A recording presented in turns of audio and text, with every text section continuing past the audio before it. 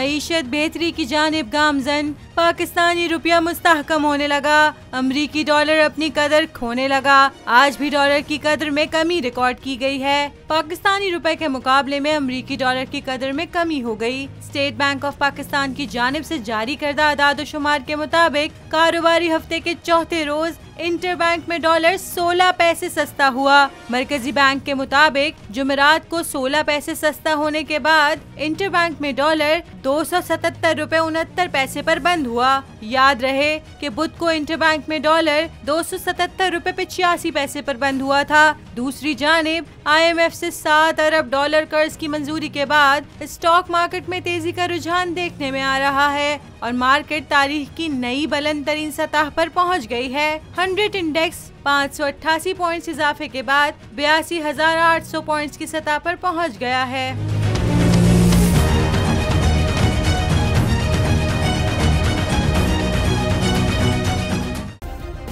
Subscribe करें और bell दबाएं ताकि कोई खबर रह न जाए।